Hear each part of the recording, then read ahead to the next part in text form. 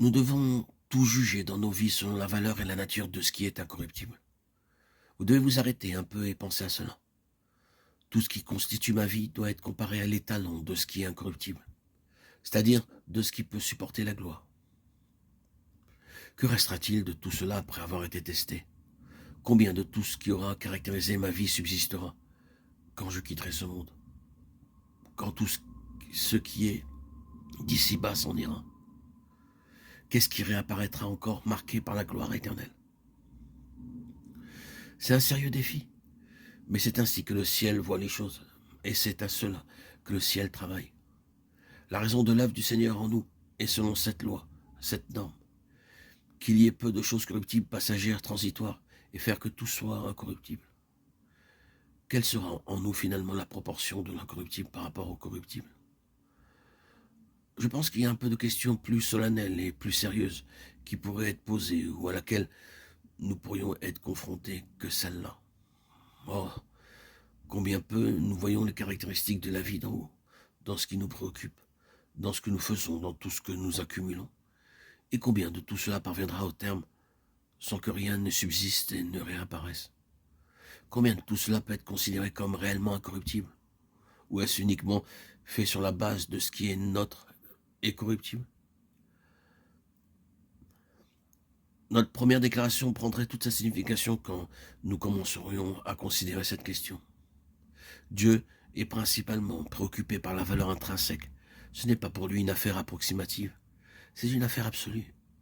Le feu éprouvera ce qu'est l'œuvre de chacun. 1 Corinthiens 3,13 nous dit la parole de Dieu.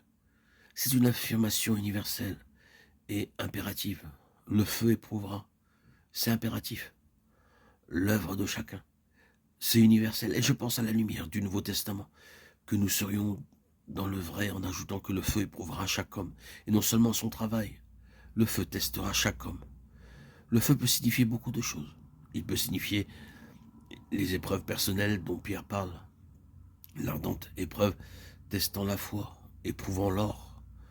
Cela peut être l'épreuve des églises, dans la persécution et la souffrance.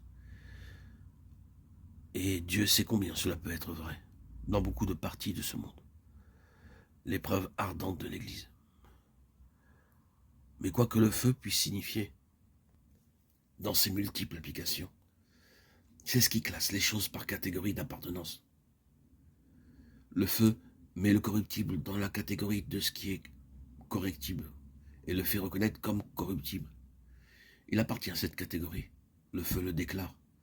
Le feu, d'autre part, classe ce qui est incorruptible dans sa catégorie. Et ce feu n'a aucun pouvoir sur ce qui appartient à ce qui est incorruptible. Il a défini l'une ou l'autre nature. C'est périssable et passager ou bien c'est impérissable et permanent. Le feu fait cela. Ne nous mettons pas à y penser simplement objectivement. Est-ce que vous êtes dans le feu maintenant? Est-ce que le feu est à l'œuvre dans votre vie maintenant? Le test ardent de l'épreuve. Combien d'expressions pourraient définir le travail de ce feu en nous? Oui, c'est une brûlure dans notre expérience. Nous connaissons déjà cette épreuve individuelle du feu. Que fait le feu? Pourquoi le feu? Il fait une seule chose, remettre les choses à leur vraie place, pour ne plus nous faire penser légèrement à ce qui est corruptible et à faire de la place pour ce qui est incorruptible, afin que ce qui est incorruptible transcende notre norme des valeurs. Le feu testera chaque homme et le travail de chaque homme.